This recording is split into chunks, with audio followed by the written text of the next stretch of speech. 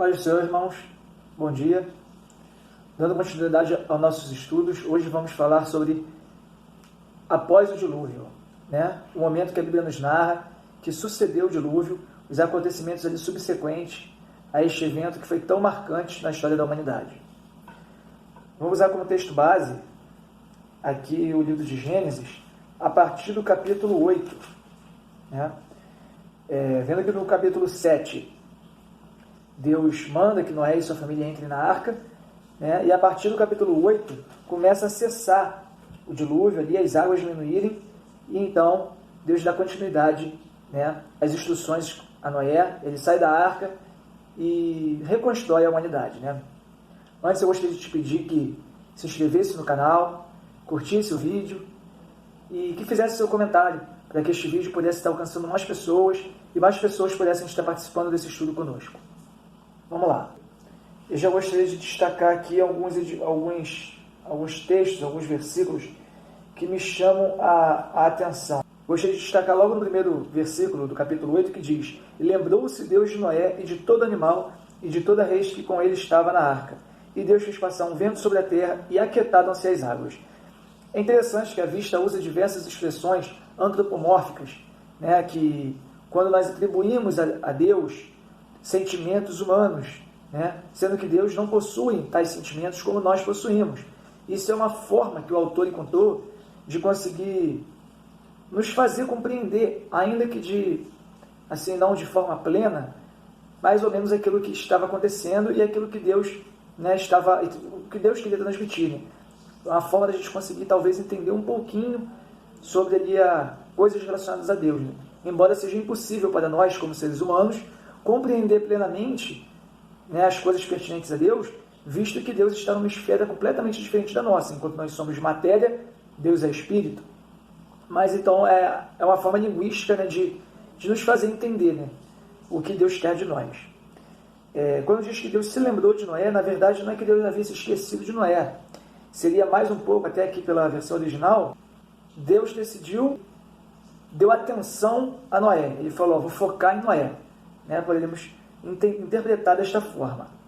E aqui quando diz fez passar um vento sobre a terra, algumas outras vezes, nós vemos expressões semelhantes, como quando diz que o mar se abriu, fala em vento. Fala também em vento, um som contra um vento veemente, lá em Atos 2, no dia de Pentecostes. Então, muitos autores veem essas menções a um vento como uma ação do Espírito Santo. Deus agindo através do Espírito Santo para fazer aqui um milagre, para fazer um grande feito.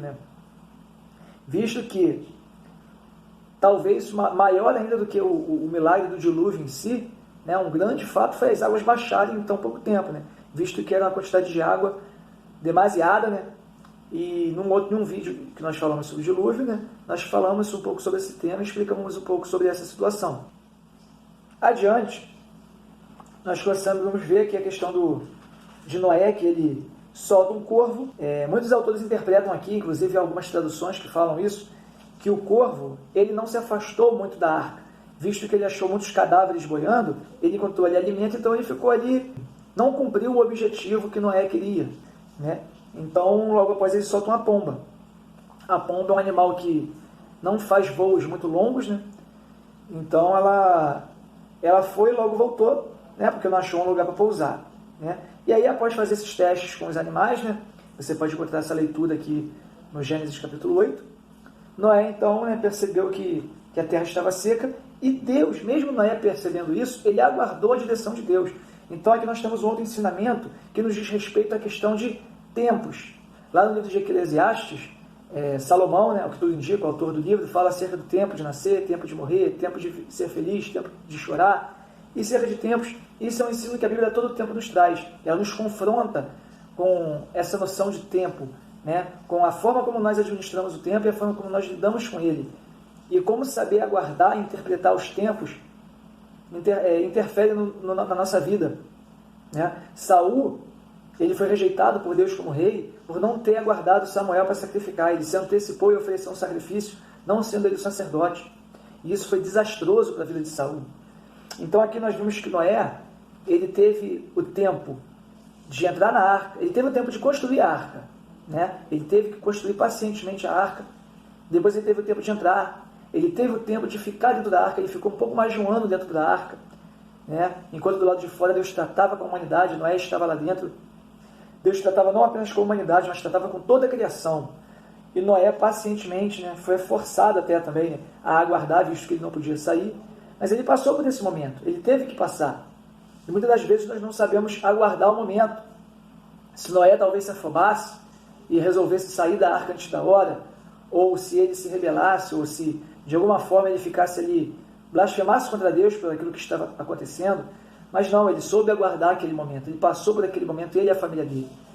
Visto que não deve ser fácil você ficar mais de um ano confinado dentro de um barco, com a sua família e com diversos animais, que provavelmente não cheiravam tão bem. Então isso é um ensinamento muito valioso para nós. E depois teve um momento aqui, agora onde Deus manda ele sair da arca. Então por mais que você passe por momentos difíceis, momentos de isolamento, de pandemia, momentos tão distintos daquilo que você é acostumado, saiba aguardar um momento daquilo passar, o momento em que Deus vai te mandar sair, o momento em que Deus vai abrir as portas e vai haver terra seca para você. Então, dando continuidade, Noé e sua família saíram, né? Saíram da arca. E aqui outro ponto que nós destacamos, é que Noé, ao sair da arca, a primeira atitude que a Bíblia nos relata que Noé teve foi edificar um altar ao Senhor. Então, isso aqui é um exemplo e um ensinamento de como nós devemos adorar a Deus, independente daquilo que nós passemos. Noé tinha passado um momento muito conturbado, mas ao sair da arca, ao que tudo indica, Noé provavelmente entrou na arca em algum lugar da Mesopotâmia. E a Bíblia nos relata que a arca, ela parou nos montes de Ararat, né? As montanhas de Ararat são as montanhas que tem ali na Turquia e são centenas de quilômetros de distância de onde ele provavelmente entrou na arca. Então Noé saiu da arca, uma região muito diferente de onde ele estava. Ele encontrou uma situação muito diferente, provavelmente havia muitos cadáveres por todo lado. A terra era diferente, o clima era diferente, a vegetação era diferente, a paisagem era diferente, o local onde ele estava era diferente, a atmosfera da terra era diferente, tudo era diferente. Mas Noé, ao invés dele explorar a terra, ver onde as coisas estavam, como estava tudo, e já começar a trabalhar em outros projetos e outras coisas, a primeira coisa que a Bíblia relata que ele fez foi sacrificar ao Senhor em agradecimento. E a Bíblia diz que Deus cheirou o cheiro suave do sacrifício de Noé. Isso aqui, mais uma vez, é uma linguagem antropomórfica. Algumas pessoas acreditam que Deus, de fato, apreciou o cheiro da carne queimada, do sacrifício que Noé havia feito. Mas isso é rejeitado pela maioria dos estudiosos. Isso aqui é visto, provavelmente, como uma linguagem antropomórfica, de que Deus ele apreciou a atitude de Noé. Então, para exemplificar a satisfação que Deus teve, ele usa essa linguagem associada ao fato de quando você cheira algo bom, algo que te apraz. Então, Deus se agradou muito, né, da atitude de Noé. E é interessante aqui notarmos que, logo após a Bíblia dizer que Deus achou bom o sacrifício de Noé, logo na sequência, ele diz que toda a imaginação do homem é má. Então, ou seja, Deus fez ali o dilúvio, permitiu ali o dilúvio para tratar com a criação que estava corrompida, e ele salvou apenas Noé e sua família, que acharam-se justos perante Deus.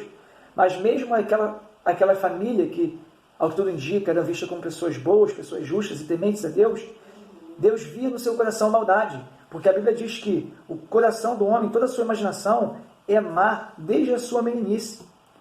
Porém, mesmo Deus concluindo isso daí, né, esse pensamento, essa afirmativa aqui de Deus, mesmo assim, ele decide que não tornará a viver todo vivente como fez. Então nós vemos aqui uma declaração explícita da misericórdia de Deus, né, que o homem, ele, ao que aparenta, ele tem essa maldade desde a sua meninice como um instinto, como uma herança do pecado adâmico, algo que está inteiramente ligado ao ser humano.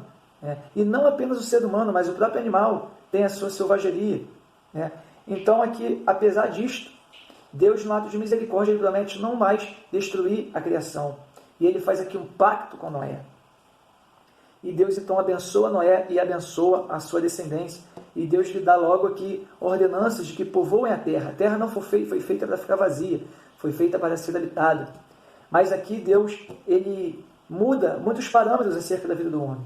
Aqui nós vemos Deus mudar a forma como a terra seria daqui para frente. Tudo havia mudado, né? Como nós já estudamos nos vídeos anteriores. Né? A terra, após o dilúvio, tornou-se muito diferente.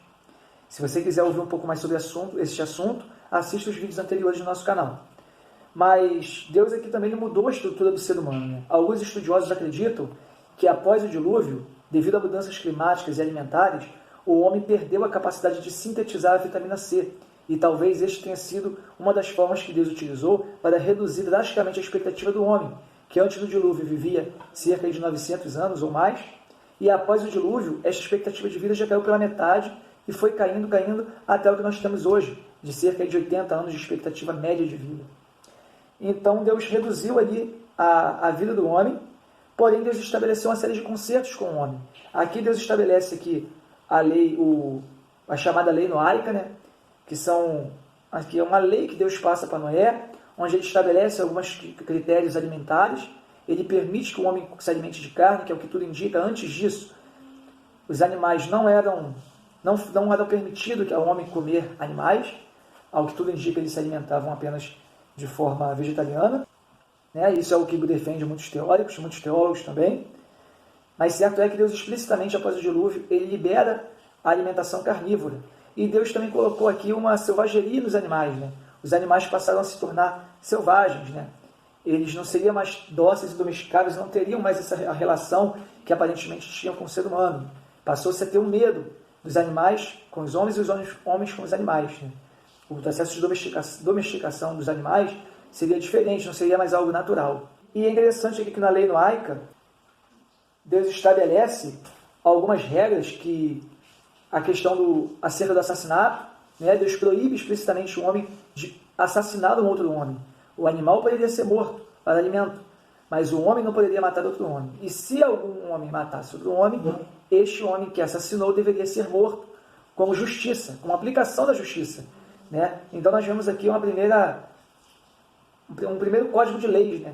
Existem registros de outras leis, como o Código Hammurabi e outras leis, né, descritas por outros povos, mas na Bíblia o primeiro registro de uma lei que nós temos é este daqui, de Deus com Noé. E é interessante notarmos que Deus, ele promete punir até mesmo os animais que matassem algum homem, né? Outros homens. Então, como se Deus atribuísse aqui alguma responsabilidade aos animais também. Mesmo colocando ali uma selvageria nos animais, Deus coloca a vida do homem num patamar de muita relevância, né? Então, nós vemos aqui a importância que nós devemos dar à nossa vida e à vida dos nossos semelhantes. Agora, outro ponto que eu gostaria de destacar para encerrar este vídeo é o chamado Arco da Aliança, né?